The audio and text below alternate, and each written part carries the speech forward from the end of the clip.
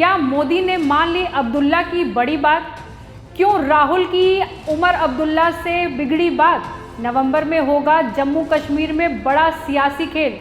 लगता है उमर अब्दुल्ला की दिल्ली में बात पीएम मोदी अमित शाह से मुलाकात रंग ले आई है। नमस्कार, आप देख रहे हैं जनतंत्र टीवी। मैं हूं आपके साथ पल्लवी सिंह।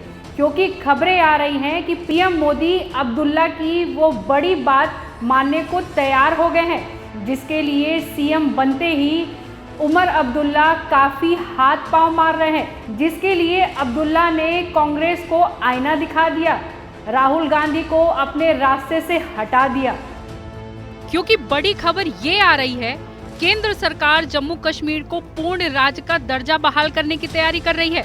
नवंबर के आखिरी हफ्ते में होने वाले संसद के शीतकालीन सत्र में इस संबंध में प्रस्ताव पेश किया जा सकता है।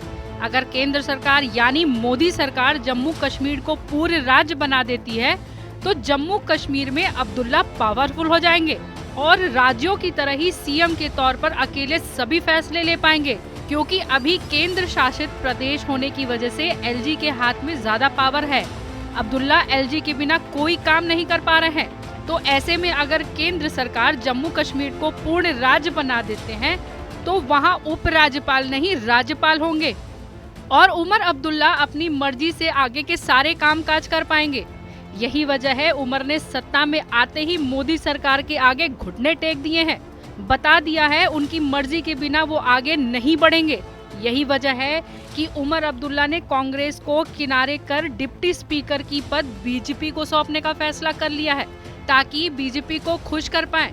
जब भी कांग्रेस चिल्ला कर माहौल बनाकर उमर अब्दुल्ला 2 मंत्री पद और डिप्टी स्पीकर के पद मांग कर रही थी, लेकिन अब्दुल्ला ने साफ कर दिया, जो साथी मनमानी चलाएगा उसके रास्ते साफ कर दिए जाएंगे।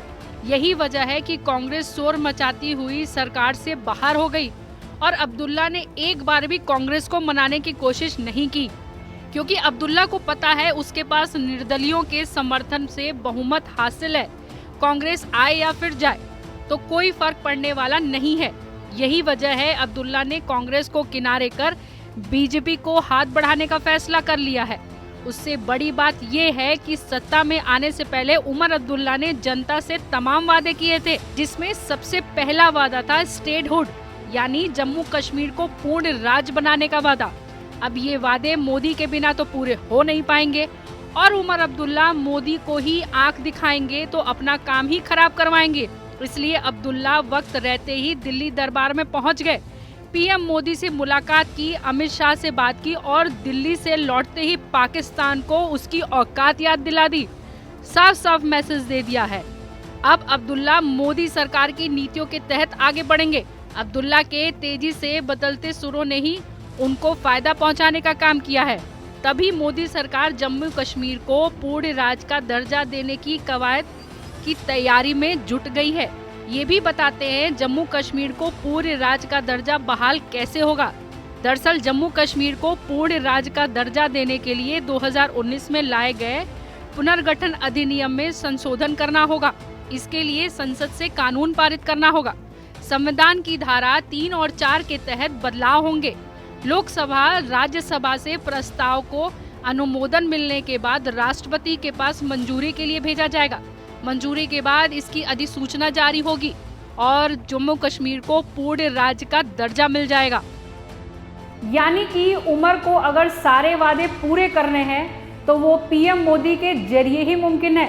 नवंबर के आखिरी हफ्ते में होने वाले संसद के शीत सत्र में इस संबंध में प्रस्ताव पेश किया जाएगा। इसलिए अब्दुल्ला के लिए मजबूरी और समझदारी यही है कि वो मोदी के साथ मिलकर चले। आपकी इस बारे में क्या राय है, कमेंट कर ज़रूर बताइए। चैनल को लाइक, शेयर और सब्सक्राइब करिए।